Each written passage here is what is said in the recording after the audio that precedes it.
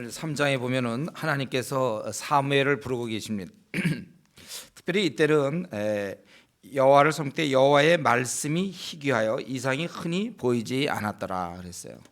하나님께서 이렇게 깊이 이스라엘에 잘 관여하지 아니하시고 이스라엘과 그렇게 밀접한 관계가 잘 안 돼 있는 그런 상태입니다. 여호와의 말씀이 희귀하여 이게 사실은 이제 성경적으로 볼 때는 이거는 형벌이죠. 이렇게 하나님께서 자주 이렇게 말씀 안 해주시는 것은 벌 중에 하나입니다. 그러니까 지금 우리는 굉장한 복에 살고 있죠. 우리는 지금 이렇게 말씀을 가까이 하고 얼마든지 우리 글로 성경을 볼 수 있고 참 이거는 복된 기회죠. 잘 써먹어야 돼 이런 기회들을요. 그런데 이제 엘리는 이런 상태에서 엘리는 점점 눈이 점점 어두워가서 잘 못 보게 되고 늙어가고 있다는 거예요. 그리고 하나님의 등불은 아직 꺼지지 아니었으니까 아직 밤이라는 얘기죠. 원래 이제 아침에는 다 불을 끄게 돼 있는데 아직 꺼지지 않았다. 그리고 사무엘은 멀리 떠나 있지 않고 여호와의 전 안에서 그가 지냈다 이것이죠. 이럴 때 사무엘을 부릅니다. 그래서 우리가 잘 아는 대로 사무엘을 불렀는데 사무엘은 이게 엘리 제사장이 부른 줄 알고 갔다가 오고 또 갔다 오고 갔다 세 번까지 그러고 그러나서 여덟 번째 그 엘리가 그때 깨닫게 돼. 세 번 지난 다음에 엘리가 여호와께서 이 아이를 부르신지를 그때 깨달았습니다. 그래서 네가 가면 이제 또 너를 부르면 여호와의 말씀하옵소 주의 종이 듣겠나이다 그렇게 하라고 이제 가르쳐 주고 그러고 나서 드디어 사무엘 또 부를 때 사무엘이 하나님의 음성을 듣고 자기 종이 듣겠다고 얘기하고 있습니다. 그럴 때 우리 하나님께서는 12절부터 하나님께서 한 일을 내가 행하겠다. 그래서 듣는 자마다 그것 때문에 귀가 울리라고 11절에 기대해 있죠. 귀가 울릴 것이다. 이게 아주 전율하는 것을 얘기해요. 전율. 이런 얘기를 듣고 놀라는 것을 얘기하죠. 흥분하는 것을 얘기해요. 그래서 엘리집에 대하여 한 말인데 12절에 처음부터 끝까지 다 그 얘기 이룰 것입니다. 그 내용은 그 아들들의 저주를 자청했대. 이 아이들이 이 엘리 대장의 아들들이 하나님 앞에 스스로 저주를 자청했습니다. 그렇게 하면은 안 되는데 하나님을 만연히 여기고 자기들이 형벌을 자초했고 문제는 그런데 금하지 아니하였다. 아들을 금하지 않았다는 거예요. 엘리가. 그래서 결국 그 엘리의 집의 죄악은 재물이나 예물로도 영영이 속함을 얻지 못할 것이다. 그래서 하나님께서 사무엘을 부르셔서 그에게 들려주신 말씀은 엘리 집이 이제 망한다 그것입니다. 이미 2장에서도 하나님의 사람이 엘리에게 경고했습니다. 그러나 그 후에도 별로 나아진 것이 없었어요. 사실 니느웨 사람들은 한 번 듣고도 요나의 그런 거 듣고 회개했는데 그렇게 하나님의 사람이 와서 얘기해도 그들은 그 엘리는 그것을 금하지 않았다는 것입니다.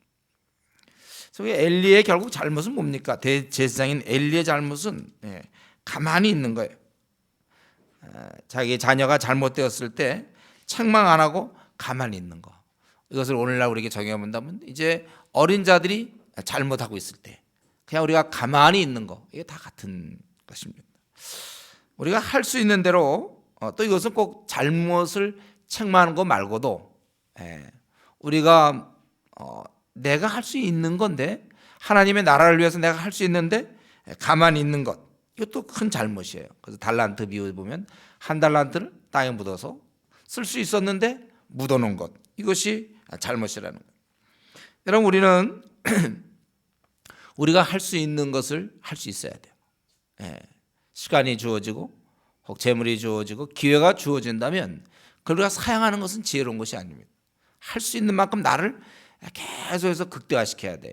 그러니까 우리가 하나님 앞에서 우리가 70년을 산다. 1년 중에 내가 과연 나를 90% 써먹었는지 그 다음에 또 80% 써먹었는지 그게 다 합산이 되는 거예요. 맨 끝에 가서 멋지게 한번 사용된다. 그건 어리석은 생각입니다. 우리 보니까 이제 고등학생들 보니까 대학교 될 때 수시 수시는 고3 때 아무리 잘해도 소용없어요. 2학기 때 제일 잘했다. 소용없어요.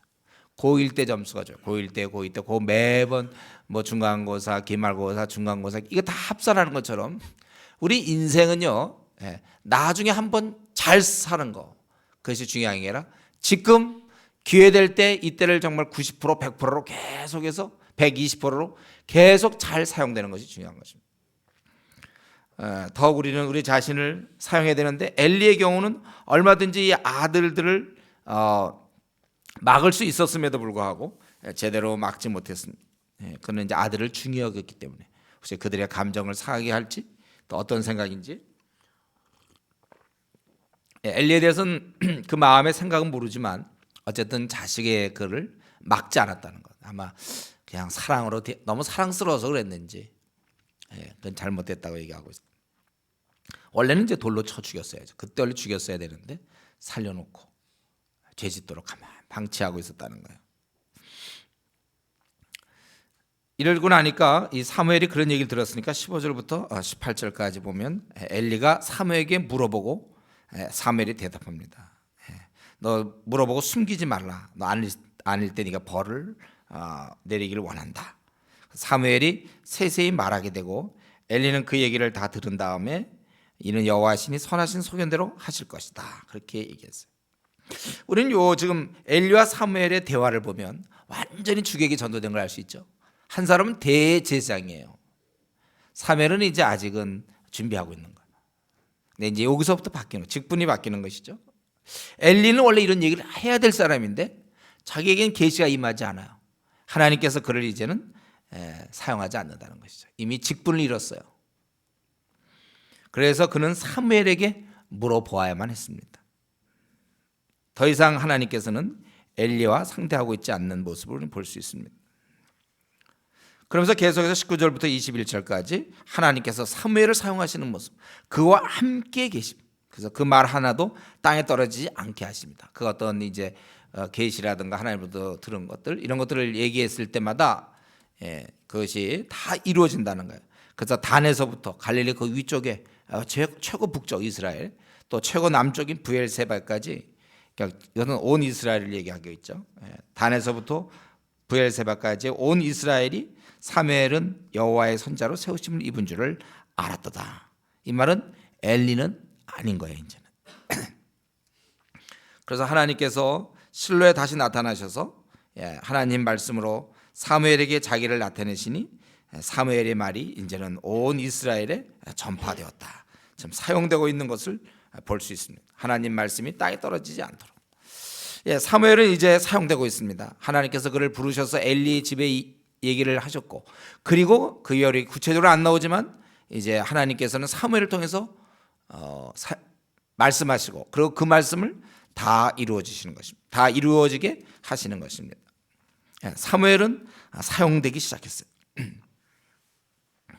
원래 하나님께서는 이 땅에서의 하나님의 역사는, 천국은 모르겠어요. 그러나 이 땅에서의 하나님의 역사는 땅의 사람들을 기억합니다. 현지 조달이죠.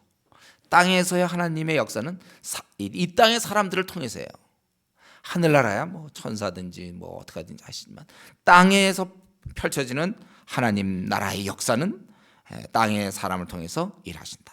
그렇기 때문에 늘 시대마다 부르심이 있었습니다. 늘 시대마다 항상 부르심이 있었어요. 특별히 이제 신약이 오면서 어떻습니까? 구약의 때는 음성 같은 게 많았죠. 뭐 모세도 아니면 특이한 표적이나 기사, 음성을 통해서 모세도 부르시고 뭐 야곱도 부르시고 이렇게 사무엘도 부르시고 뭐 이사야도 부르시고. 구약 때는 특별히 하나님의 음성. 그러나 신약 때는 이미 음성은 와 있고 성령의 조명으로 부르십니다. 그래서 구약 때는 필요한 사람을 불렀는데 신약 시대 때는 원칙상 모든 자가 대상이 돼요. 누구나 다 하나님 부르십니다. 신약 시대 때는.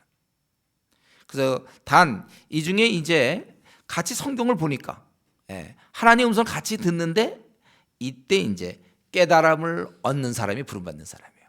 이 깨달음이 없는, 아무리 성경을 봐도 못된 신앙들 교회를 다녀도 전혀 깨달음이 없어요. 그러나 이 깨달음을 얻는 사람, 그 사람이 부름받는 사람. 그러니까 이 성경을 보면서 하나님의 마음을 알게 되고 하나님의 마음을 읽게 되고 시대를 보게 되고 그러면서 헌신할 마음이 생기게 된 사람, 그 사람 부르신 자입니다. 그런 사람이 일하면 돼요. 그러니까 우리 성경에 있는 것처럼 주께서 기뻐하실 것이 무엇인지를 알고 그 일을 하고 있으면 된단 말이에요. 어떤 직업을 갖든지. 이런 면에서 우리 만인 제사장이죠. 우리는 누구나 다 주님의 일꾼이에요.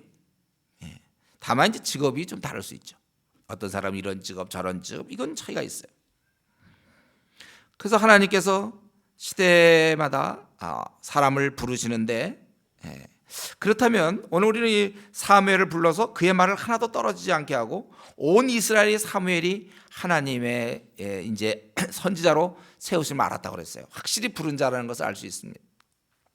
우리는 이 구절을 대할 때 아주 중요한 질문은 그것입니다. 여러분 항상 이런 구절을 볼 때 중요한 질문은 뭐냐면 나는이죠.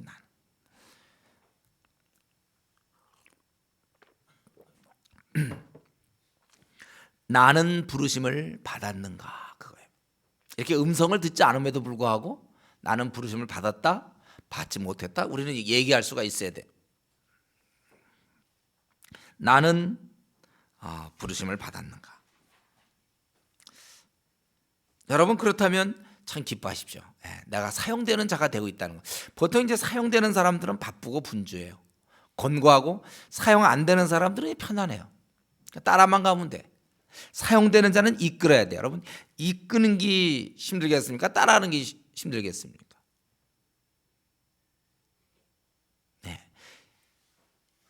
뭔지 알죠, 여러분 다. 이끄는 게 힘든 거예요. 그래서 원래 이 부름 받은 사람들은 힘들게 사는 거죠. 그건 맞는 거예요.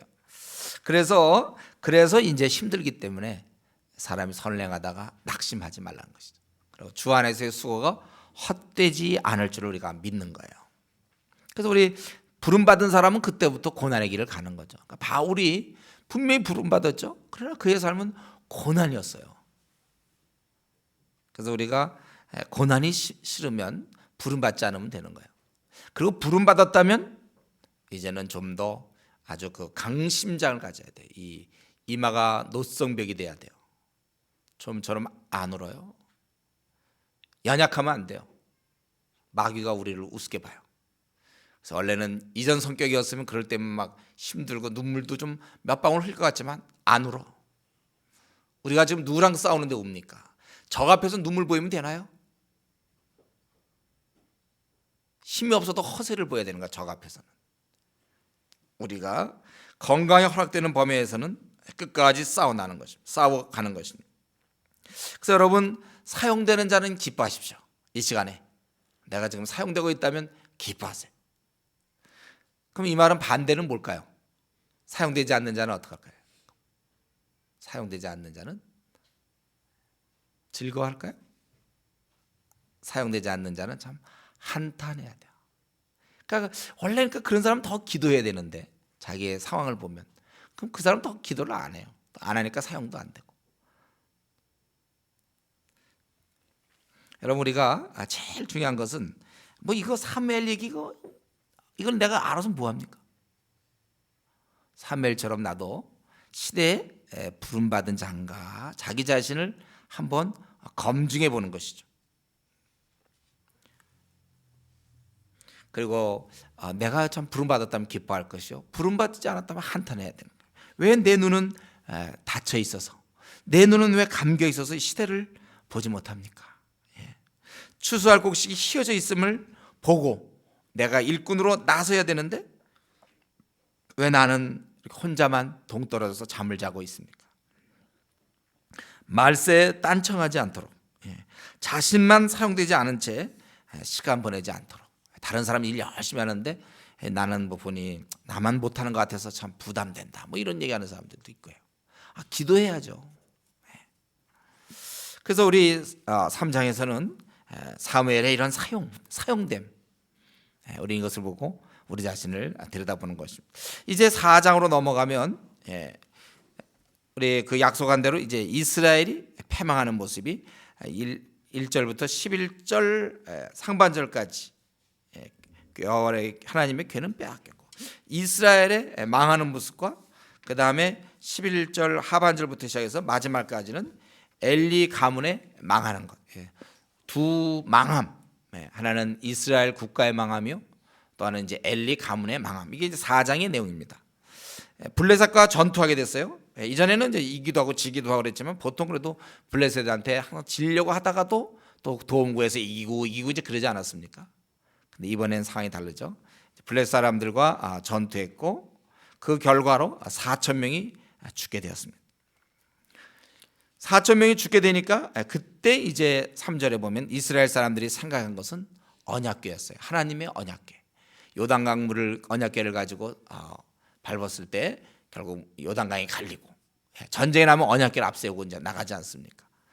이 언약궤가 생각난 거죠. 그래서 저들이 우리가 어째서 우리가 블레셋 사람들 앞에 패하게 하셨는고, 3절에 보면 여호와께서 어째 우리에게 오늘 블레셋 사람들 앞에 패하게 하셨는고, 이 답은 뭐죠?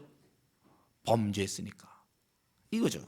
근데 이제 여호와의 언약궤를 실로해서 우리가 가져오자, 이 진중에 전쟁터에. 그러면 될 것이다.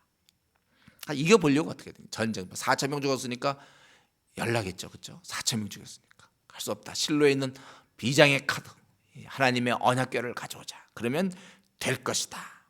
그래서 이들이 이제 가져왔다는 거, 언약궤를. 그때 아마 제가 보기에 거기 남아 있던 아마 홈리와 비느하스가 같이 거기 왔는지 모르겠어요. 그래서 여호와의 언약궤가 진영에 들어올 때 온 이스라엘이 큰 소리로 외치며 땅이 울린지라. 여호와의 궤가, 하나님의 언약궤가 왔다.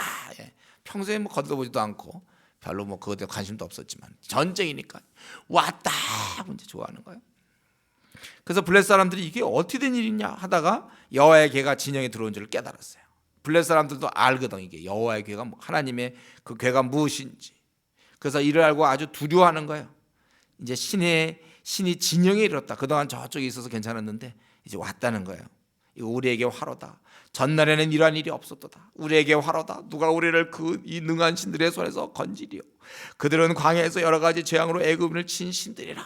이거 제대로 알고 있어요, 블레셋 사람들이. 우리 이제 크게 화가 났다니. 우리 이제는 망하게 됐다는 거죠. 누가 능한 신들의 손에서 우리를 건지리요. 막 이제. 그러고서 그 다음에 우리가 예상되는 건 뭡니까? 자, 도망가자. 뭔지 이렇게 될 것 같죠. 이거 큰일 났으니, 우리 망하게 되었으니 이제 싸울 것도 없다. 그래야 될 것 같았죠. 근데 아니에요. 그 다음에 9절이 웃겨요. 블레셋 사람들아 강하게 되며 대장부가 되라. 제가 보기엔 하나님의 섭리 같아요. 이때 원래는 워낙 알고 있거든, 이 하나님의 궤. 그것이 움직일 때마다 항상 승리했고, 수많은 그의 대적들은 참 처절하게 죽어갔고, 이제 왔으니 우리는 망하게 됐고 말이죠. 큰일 났다라고 그렇게 얘기하고서는 저 강하자 이렇게 얘기하고 있어요. 좀 엉뚱하지 않습니까? 이게 하나님의 역사 같아요.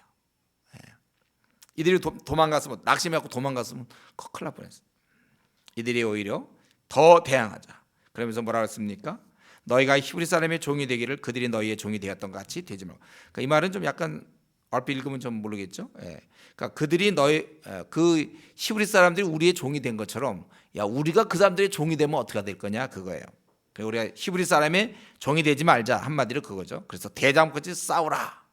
그래서 싸웠더니 그 결과로 3만 명이 엎드려졌다고 그래서 3만 명. 그리고 그 하나님의 궤는 빼앗겼습니다. 하나님의 궤는 빼앗겼습니다. 이게 그 이제 4장에서 벌어지는 사건이에요. 이스라엘의 패망. 이스라엘은 결국 하나님을 제대로 순종하지 않다가 이런 일을 당한 거죠. 저들이 위태롭게 되자 그때는 이제 하나님을 이용하려고 했어요. 그 힘을. 그러나 결국은 망하게 됐습니다. 이 언약궤 자체는 순종하는 이스라엘에게는 의미가 있지만 그건 큰 능력이죠. 하나님 함께 하시니까. 그러나 불순종하는 이스라엘에게는 그건 아무런 도움이 될 수 없어요. 그래서 나무 상자에 불과해요. 그래서 4천 명가량 죽었다가 아마 이 여호와의 궤를 믿고 더 아주 용감하게 나갔는지 모르겠어요. 그래서 다 죽었어요. 3만 명이 죽었어요. 그러니까 이런 모습을 보면요, 이스라엘 사람들이 그때 얼마나 어리석었는지. 경건 없는 이스라엘 백성들, 뭐 대제사장부터 시작하여 하여튼에 경건 없는 이스라엘 백성들은 하나님과의 인격적 교제는 평소에 안 하고, 즉 순종이죠. 우리가 하나님과 여러분 교제 나눈다 그럴 때 우리가 대등하게 1대1로 뭐 이런 게 아니에요. 하나님과 교제 나눈다는 것은 그분 말씀을 잘 듣고 순종으로 반응하는 것이죠. 그래서 그런 거는 멀리하면서, 인격적 교제는 아주 멀리하면서 그래도 하나님의 능력은 가까이 하려고 그랬죠. 교제는 멀리하고 능력은 아주 가까이. 그래서 이용하고자 했습니다. 하나님은 이런 자에 대해서 속지 않아요. 또 이런 자를 축복하지 않습니다.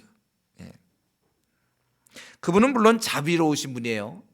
그러나 죄악을 온통 지고 회개하지 않는 그 무리에게까지 자비하지 않아요. 그는 오히려 회개를 촉구하는 분이십니다. 그래서 보통 경우 이런 일이 많죠. 우리도요. 하나님은 경배의 대상이 돼야 되는데 어려울 때 사용하는 일회용 용품으로. 그래서 대충 이제 신앙생활 기도생활 잘 안 하다가 자녀가 고3이라든가 그러면 이제 막 나온다. 또 평소엔 잘 지내다가도 이제 사업에 부도가 나면 그때 막 매달. 그런 것은 사실은 그건 귀한 거예요. 그러나 그때라도 매달리는 거 또 하나님 긍휼히 여기시고 그때라도 회개하면 되는 건데, 우리가 신앙생활을 이런 식으로 하는 건 문제라는 거예요. 하나님보다는 하나님이 주시는 어떤 그 능력과 축복, 요게 관심이 있다.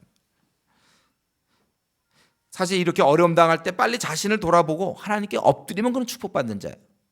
그러나 자신을 돌아보기보다는 오히려 하나님을 이용하려고 그러다가 또 잘 안 되면 이제 원망하는 거죠. 나 교회 생활 했는데, 내가 봉사했는데, 내가 헌금 내고 11조 냈는데 왜 이러십니까? 보통 이제 그럴 때가 많아요. 하나님께서 원하시는 것은 이렇게 막 여호와 법궤 들고 말이죠. 평소에는 순종하지도 않다가 급함에 맞으니까 법궤 들고 나오는 거, 이런 미신적인 신앙을 원하는 게 아니라 인격적인 깊은 교제, 아버지와 자녀의 그런 교제, 그런 깊은 교제, 그러한 신앙생활을 원하는 것입니다. 그렇기 때문에 우리가 때로 하나님을 본의 아니게 얕잡아 보지 않기를 여러분 결심하십시오. 그런 식으로 신앙생활하면 안 돼요. 그저 좀 힘들면 막 급해 맞아서 교회 나오고, 또 좀 풀리면 또 지내다가, 또 힘들면 이렇게 하고, 그런 식으로 우리 형제들 막 놀다가 군대 갈 때쯤 되면 또 막 매달리고 뭐 이런 식으로 신앙생활하면 안 돼요. 평소에 하나님을 깊이 알아가고 평소에 하나님 말씀에 순종하는 자가 돼야 되는 거예요. 우리에게 이런 면을 조심하셔야 돼요.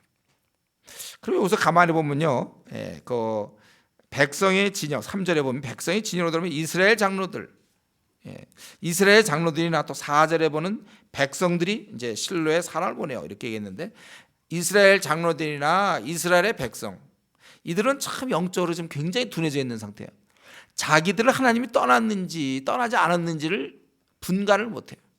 벌써 자기들이 전쟁에 실패했을 때, 여호수아 같은 경우는 막 하나님께 막 울부짖고 말이죠. 아이성에 실패했을 때 무슨 문제인가 하고 막 매달렸는데, 이들은 아주 쉽게 생각한 거예요. 그러니까 하나님이 자기를 떠난지도 모를 만큼 영적으로 둔해 있다는 걸 우리가 알 수 있습니다. 또 장로들이고 또 백성들이. 하나님은 이 죄악을 멀리하시는 하나님이라는 사실을 모르고 있어요. 우리가 지금 아무리 하나님 우리를 사랑하시지만, 내가 죄를 짓는 순간 비록 내가 자녀됨은 잃지 않지만 교제는 다 잃어버린단 말이에요. 하나님의 그런 능력은 다 잃어버리는 거예요. 하나님과 동행할 때 나오는 능력은, 내가 하나님 앞에 범죄하고 회개하지 않고 그럴 때 그 능력은 다 사그러지는 겁니다. 이 자기를 이미 오래전에 떠나신 그 하나님에 대해서 감지하지 못하는 잠자는 자들이었다는 거예요.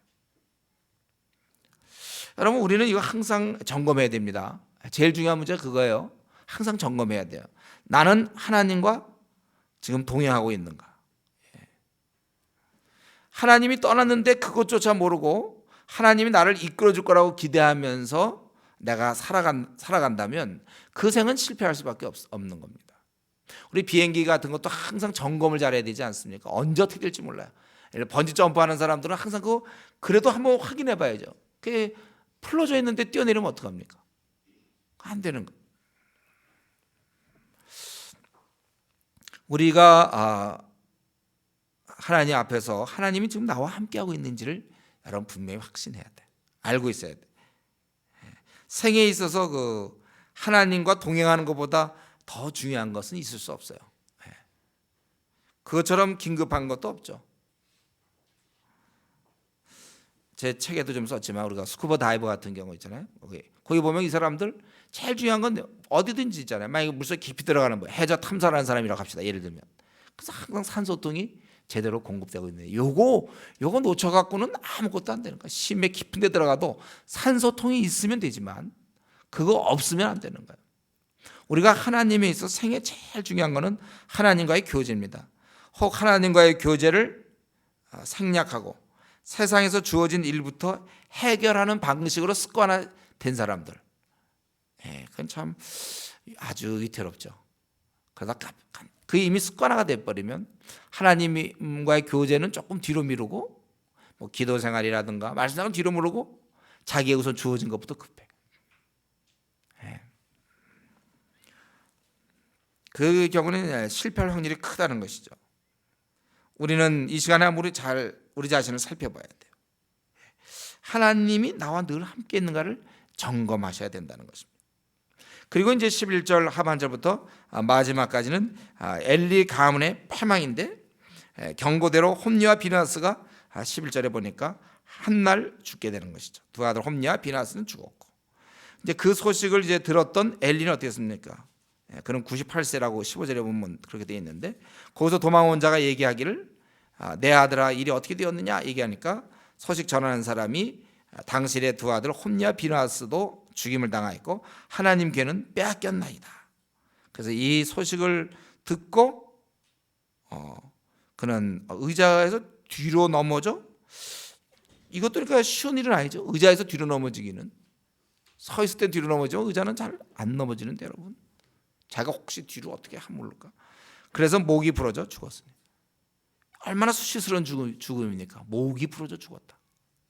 목이 잘려 죽는 경우 있어요. 바울처럼. 그건 근데 굉장히 그거는 영광스러운 주의 복음을 위한 참수를 당해서 그렇게 죽는 경우는 있지만 이건 뭔가 이거는 그냥 목이 부러져 죽은 거예요.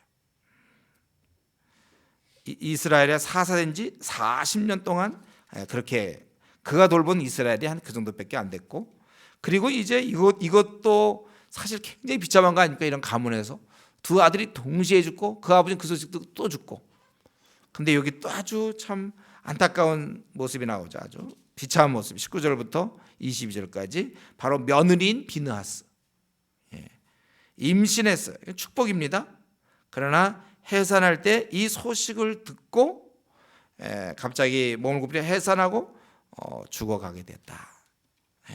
그래서 그 아이에 대해서 이스라엘에서 영광이 떠났다고 아이 이름을 이가봇, 영광이 이스라엘 떠났다 그 뜻이죠. 이가봇이라 하였으니 하나님의 괴가 빼앗겼고 그의 시아버지도 죽고 그의 남편이 죽었고 그리고 사실은 그 비느하스의 아내니까 홈리, 그러니까 어쩌면 큰 이 아이로 볼 때는 큰 아빠가 될지도 모르겠는데 그게 죽는 거죠. 그러니까 이 아이는 태어나 봤지만 어떻게 됩니까? 엄마도 없고 아빠도 없고 혹시 큰 아빠일지 모르겠지만 큰 아빠도 없고 할아버지도 없고 우리 태어난 것 자체가 축복이 아니라 아주 그냥 슬픔과 비참함을 더해주는 모습. 그게 바로 이스라엘 모습이에요. 하나님이 떠났을 때 이스라엘 모습은 바로 이렇게 버려진 아기 같다는 거예요. 하나님의 영광이 떠나버렸어요. 이겁니다. 우리가 오늘 3장 4장 말씀 볼 때 결국 오늘 이 말씀이 이거예요. 우리는 여기서 엘리의 삶을 볼 수 있어요. 엘리의 삶. 그는 참 대제사장, 이스라엘 민족의 하나님의 일꾼으로 대제사장이었지만 결국 하나님 앞에 그가 자식을 더 중히 여기고 하나님보다 자식을 더 중히 여기고 그가 제대로 사명을 감당하지 못했을 때 그는 결국 비참하게 경고를 받고 경고를 받았음에도 불구하고 아마 다윗 같았으면 이랬을 때 막 눈물 흘리면서 막 금식하면서 우리 이전에 히스기야도 그랬고 항상 하나님은 누구든지 그걸 깨닫고 오면 용서하건만 이 엘리는 그런 영적으로 둔한 자, 몸만 둔한 것이 아니라 영적으로 둔한 자였다 했어요. 그래서 엘리의 삶 40년 동안 사사됐지만 결국 이렇게 됐습니다. 우리 모세의 40년과 비교해 보면 너무 초라함이죠. 사실 같은 하나님의 일꾼이었습니다. 그런데 모세는 40년 동안 이스라엘 민족을 그 최강의 나라 이집트에서부터 구출해 내었고 죽을 때까지 그는 하나님께 사용되며 이스라엘을 이끌었던 위대한 지도자였지만, 반면에 엘리는 이스라엘을 그 영적 깊은 어두움에서 건져내지 못했고 오히려 마지막 순간 하나님 궤를 잃어버렸으며, 이게 다 의미가 있는 거죠. 이들에겐 필요 없는 거야, 하나님. 이렇게 불순종하는 자들에게. 그리고 이방 민족에게 수치를 당하게 되고 많은 백성들을 죽게. 결국 엘리에 의해서 죽은 사람이 몇 명이니까 그 4천 명 가량, 우리 4천 명이라고 봅시다. 4천 명이고 또 3만 명이니까 3만 명. 그리고 며느리까지 죽었으니까 4,300명. 3만, 여러분 알고 있었어요? 제가 틀렸는지? 네. 3만 4, 엘리 때문에 저까지 고생하네. 3만 4,001명. 예. 여기 이제 4,000명 가량이니까 좀 정확히 모르지만 4,000명을 친다면 엘리의 그가 맡은 직분을 제대로 감당 못함으로써 3만 4,001명을 결국 죽이게 된 거예요. 오히려 구원을 못하고. 여러분, 우리가 이것을 볼 때 우리 좀 생각해. 이게 같은 주의 일꾼이라도 다 같은 것이 아니라는 거예요. 사실 목회자들한테 해야 될 얘기일지 몰라요. 일꾼이라 해도 하나님과 동행하는 일꾼이 있고 하나님이 떠났던 일꾼이 있단 말이죠. 하나님과 동행했던 모세가 있는 반면에 하나님이 떠났던 엘리야 같은 그런 일꾼이 있고, 그 결과는 정반대였습니다. 이 직분이라는 것은 양면의 칼날과 같아요. 잘 사용하면 이 직분 맡은 자가 그 직분을 잘 사용하면 하나님 앞에 많은 열매를 맺고 영광을 받지만, 잘 사용하지 못할 때, 직분을 맡은 자가 그걸 갖다 불충했을 때, 게을르고 충성하지 못했을 때 오히려 더 큰 책임을 지게 되는 거죠. 왜냐하면 이렇게 직분을 맡았다는 것은 다른 사람보다 그만큼 더 하나님께서 요구하는 게 큰 거예요. 그러니까 엘리가 만약에 이런 대지장이 아니었다면 이렇게까지 비참하지 않았을 거예요. 그런 직분을 오히려 정말 귀한 직분을 맡았는데 못하기 때문에 더 큰 벌을 받게 됐다는 것입니다. 그래서 우리 직분 맡은 자들이 더욱 조심해야 돼요. 세상적 직위가 아닙니다. 우리 교회에서는 뭐 장로 혹은 뭐 집사 혹은 뭐 목사, 무슨 총회장, 노회장, 여러분 이런 거 있잖아. 이 택하는 것도 우리가 그걸 사모하는 마음이 있어야 되지만, 또 우리 같으면 조장 사모하는 마음이 있어야 되지만, 그러나 그렇게 막상 되었을 때 그걸 제대로 감당하지 못하면 차라리 안 하면 못한다는 거예요. 예를 들면 이제 저 같은 사람한테 우리나라에서 경제부총리를 시켜준, 내가 막 되겠다 그래갖고 막 우겨가서만 경제부총리가 됐다고 합시다. 그래갖고 뭐 경제를 제가 뭐 좀 압니까? 또 경제를 알아두고 진단하기가 어렵거든요. 예. 그런 거 제가 해가지고 막 경제를 막 엉망으로 만들면 더 욕먹는 거죠. 차라리 안 됐으면 괜찮아요. 그러니까 저희가 지금 뭐 경제부총리가 아니기 때문에 저보고 지금 우리나라 경제 잘못됐다고 와갖고 저한테 뭐 했냐고 막 이러고서 뭐, 그래서 한 사람 내가 만나본 적 없어요. 그렇죠? 잘했죠 제가? 그 제가 경제부총리 되면 어떡할까요? 시켜줘도 그러면 하면 안 돼요. 이게 약간 그래요. 우리가 주님의 직분을 맡을 때 주의 직분을 맡았으면 아주 작은 일에 충성하고 분발해야 돼요. 그래서 하나님께로부터 물을 때 수치를 당해서 안 된다는 거예요. 우리가 내가 게을러 가지고 이름만 걸어놓고 불충한 그런 사람이 되어서는 안 된다는 거예요. 게을르거나 아주 나태하게 할 생각이라면 차라리 직분 안 맡는 게 훨씬 지혜로운 것이죠. 그것이 안전한 거예요. 괜히 이런 직분을 뭐 집사라든가 뭐 장로라든가 권사라든가 뭐 이런 직분 있잖아요. 또 우리 교회한테 뭐가 있을까요? 이제 조장? 그렇게 생각하는지 몰라요. 조장을 영광스럽게 생각하는지 모르지만 하여튼 그 직분을 혹시 자신에 대한 평가, 내가 또 교회를 몇 년 다녔는데 이제쯤은 뭐 조장이 돼야 되는 거 아닌가? 아니면 내가 지금쯤 됐으니까 내가 권사가 돼야 되고 아니면 뭐 장로가 돼야 되고, 이 정도 내가 했으니까 이제 목회자가 돼야 되는 거 아닌가? 여러분, 그런 것을 자기에 대한 평가로 직분을 인식하면 곤란합니다. 그걸 명예로 착각해서는 안 돼요. 괜히 맡았다가는 잘못하면요 오히려 더 어려움을 겪을 수 있다는 것입니다. 그러니까 우리가 직분을 맡을 때 아주 성실하게 이것을 감당할 수 있을 때, 그럴 때 우리가 그것을 맡고 하나님께 칭찬을 드려야 돼요. 우리 누가복음 16장 10절에 보면 지극히 작은 것에 충성된 자는 큰 것에도 충성되고 지극히 작은 것에 불의한 자는 큰 것에도 불의하니라. 그래서 여러분, 우리 항상 볼 때 제일 중요한 게 뭐냐면요, 저도 지금도 그렇지만 여러분이 제일 중요한 건 뭐냐면 작은 일에 충성하는 거, 그거예요. 큰 일 충성하는 건 뭐 그건 누구나 할 수 있어요.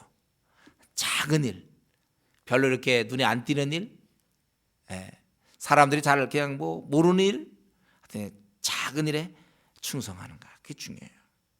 또 우리 주님께서도 누가복음 19장에 말씀하기를 내가 지극히 작은 것에 충성하였으니 10고을 권세를 차지하라, 그렇게 말씀했어요.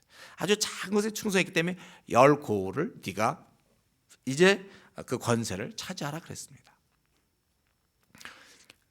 별로 이렇게 인정받지 않는 일은 조금 대충 넘어가고, 또 인정받을 만한 일은 막 나서서 하고, 이거 안 돼요. 우리는 작은 일, 뭐가 있습니까? 예를 들면 PBS 우리 성경 공부하는 거 성실하게 온다든가, 예배 시간에 어떻게 하든지 미리 와서 앉아서 좀 준비하고 있다든가, 한번 약속한 것은 지킨다든가, 또 내가 무슨 전도팀이면 전도팀에서 정말 지각하지 않고 여러분, 이런 게 큰 거. 만약 내가 지금 뭐 어떤 큰 무슨 내가 총회장이 돼갖고 좀 총회가 열린다, 그죠? 막 몇천 명이 모이는 곳에 내가 총회장이기 때문에 그럴 때 지각 안 하는 건 쉬운 일이에요. 지각 잘 안 해, 그런 경우는요. 근데 예를 들면 전도팀을 지각한다든가, 작은 일에 충성하지 않아서 단 한 가지 몸이 허약해가지고, 더 이제 몸 때문에는 모르지만 그렇지 않다면은요, 이유 없이 예배 시간에 지각하고, 이유 없이 성경 공부 제대로 안 해오고, 대충 관찰 해석까지만 하고 왔습니다, 뭐 이런다든가. 여러분, 이런 적은 일에 충성하는 게 하나님의 일을 맡은 자. 그냥 뭐 조금만 있으면 그냥 빠져버리고, 제가 전도팀 하기로 했으면 정말 열심히 몸이 허락되는 한 막 감기들 독감 걸려서 막 누워 있으면서까지 나오는, 그건 저는 그런 건 얘기하는 거 아니에요. 제가 마음만 먹으면 할 수 있는데, 그러나 아주 우리 이 적은 일에 충성돼야. 그래서 이 직분을 맡는 거는요, 영광스러움과 동시에 책임감이 있다는 거예요. 그래서 이 엘리는 최고의 그것을 맡았지만 충성스럽게 못했기 때문에 좀 최하로 떨어지게 된 거예요. 오늘 이 말씀, 그렇습니다. 이제 오늘 이 본문을 우리가 보면서 그저 한 가지만 더 말씀드린다면요, 오늘 우리 본문에서는 다시 한번 우리를 상기시키고 있는데 뭐냐면은 이 우리의 그 영적 승리가 얼마나 중요한지를 보여주고 있는 본문이에요. 이 4장은요, 우리가 지금 방금 전쟁, 이스라엘 전쟁과 이스라엘 패망과 엘리 패망, 이 4장은 결국 3장에서 영적 전쟁에서 이미 진 이스라엘이 어떻게 되는가를 설명한 것에 불과해요. 그러니까 3장 이후에 4장이에요. 그 영적 전쟁에 실패한 자는 세상 전쟁에서도 진다는 것, 그것에 대한 확인에 불과한 것입니다. 4장은 주님께서 말씀하신 것처럼 소금이 그 맛을 잃으면 그대로가 아니라 밟히는 거라고 그랬어요. 맛을 잃으면. 성도는 그러면서 어쩌면서 불리한 입장이 될 수도 있죠. 우리가 잘하면 우리는 세상을 이기지만 잘못하면 세상에 그냥 묻히는 게 아니라 세상에서 밑바닥으로 간다는 거예요. 밟히게 돼 있다는 거예요, 세상 사람들이.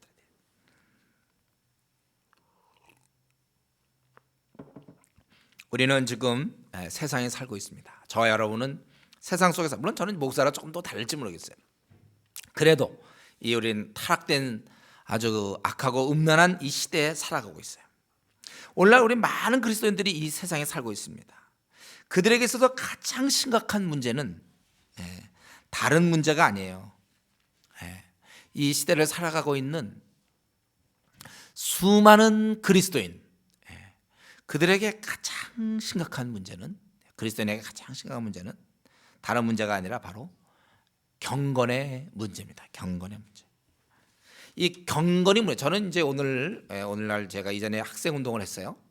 그래서 학생 운동 출신들의 학사들, 이제 학생 운동 출신의 이제 사람들이 학생 때 아주 열심히, 뭐 대학 시절에 열심히 전도도 하고 막 기도도 많이 하고 막 이런 사람들 많.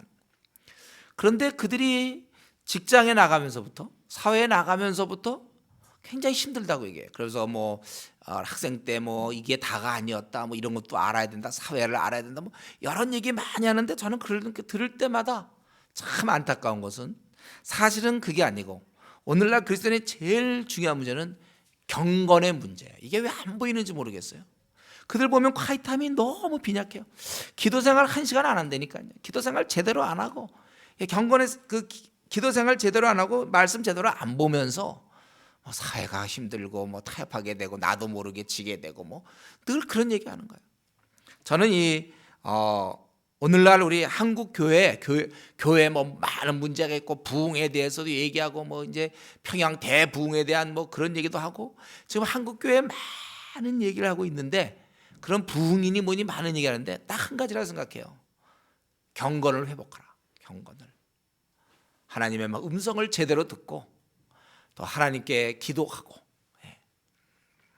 이 경건의 문제가 뚫려 있으면 우리가 뭐 이 방어 진지가 뚫려 보세요. 성 같은 경우도 이게 다 이렇게 우리 그런 거 요즘 무슨 사극 같은 거 여러분들 혹시 보는지 모르지만은요. 저 이전에 사극 같은 거 막 활 쏘고 막 성이 한 군데 뚫리면 그다음부터는 힘들어요. 딱 막혀 있어야 다 이렇게 우리 편으로 보호가 돼야 이제 계속 싸울 수가 있는데 한번 뚫리고 뭐 문이 열리고 그럼 그다음에 참 방어하기 어려워요. 신앙도 마찬가지입니다. 내가 경건 생활이 구축돼 있지 않으면 방어 진지가 구축돼 있지 않으면 언제든지 구멍이 뚫려서 세상에 당하게 돼 있어요. 그래서 당한 결과가 이제 염려, 근심이고 뭐 이렇게 적극적으로 못 나가고 이제 뭐 이런 거겠죠.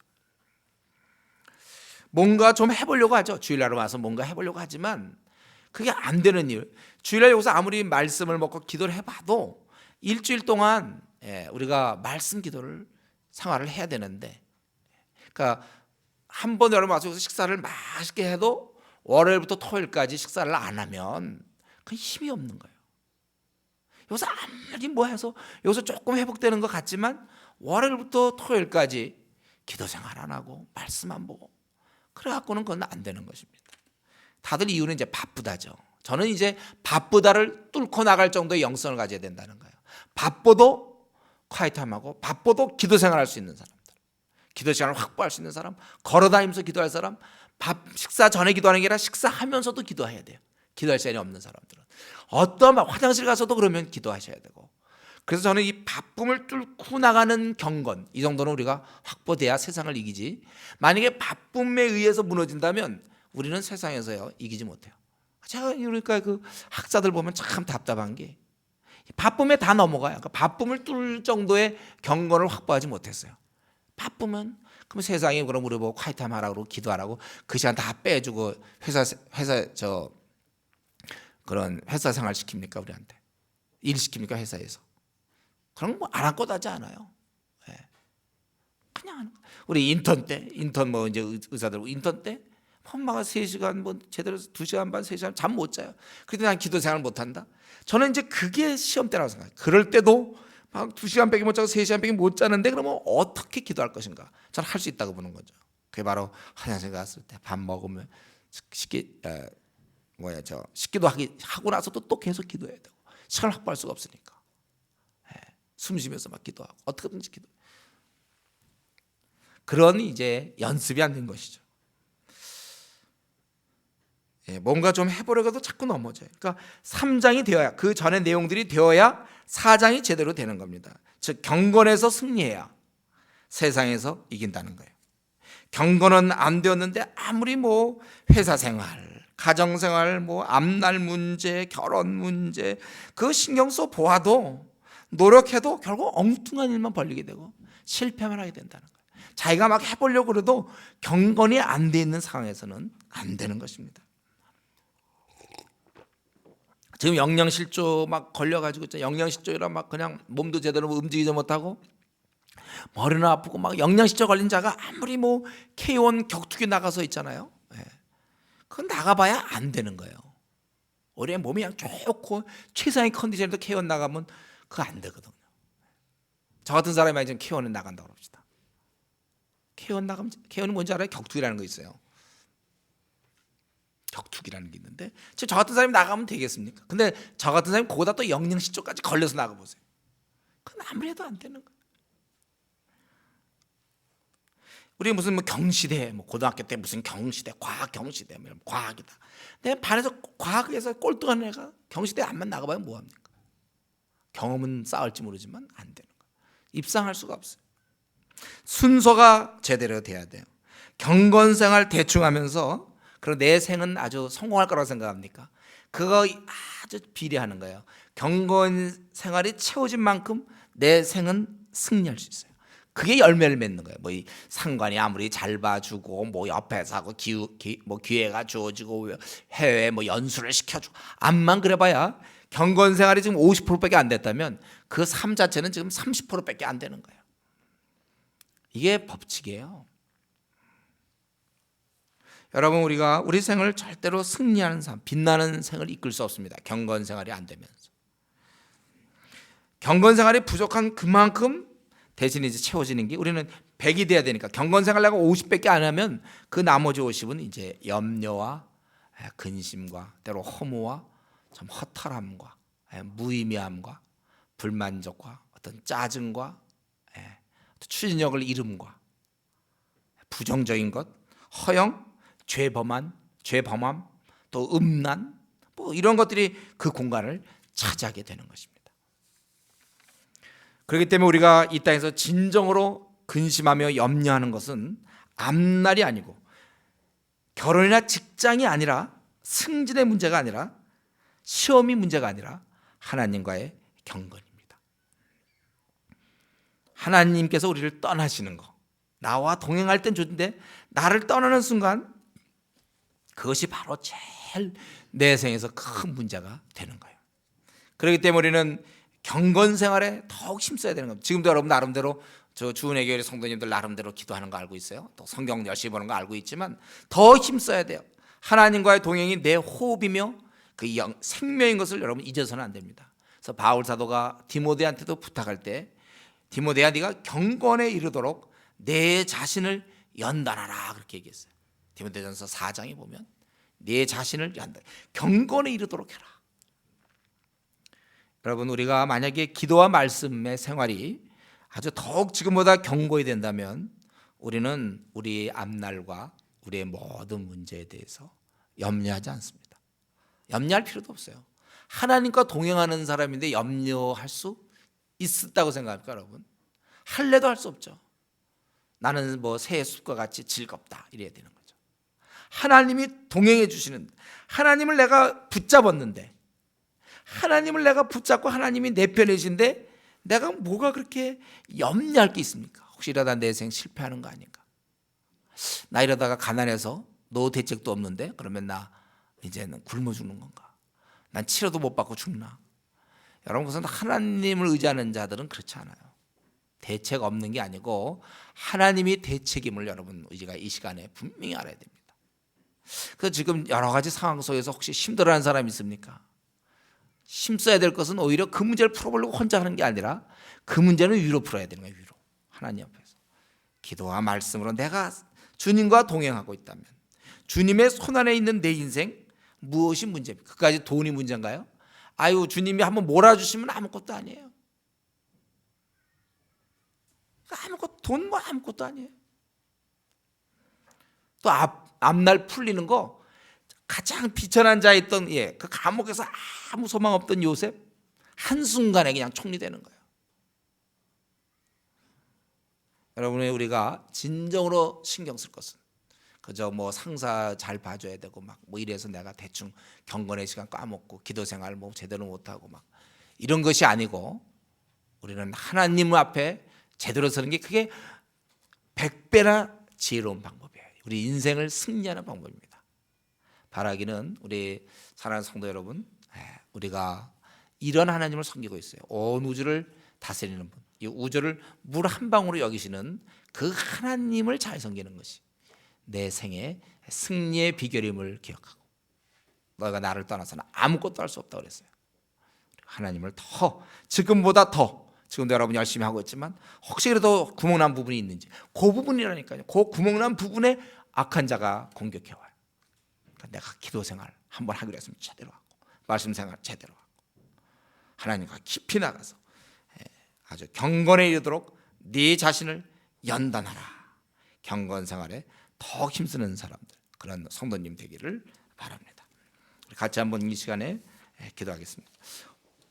오늘 우리는 그 엘리 가문의 비참을 보게 됐는데 그것은 블레 사람들 때문이 아니라 바로 하나님 때문이죠. 하나님을 그들이 멀리했고 하나님이 떠난 이들은 아무리 대제사장이라도 다 소용없어요. 우리가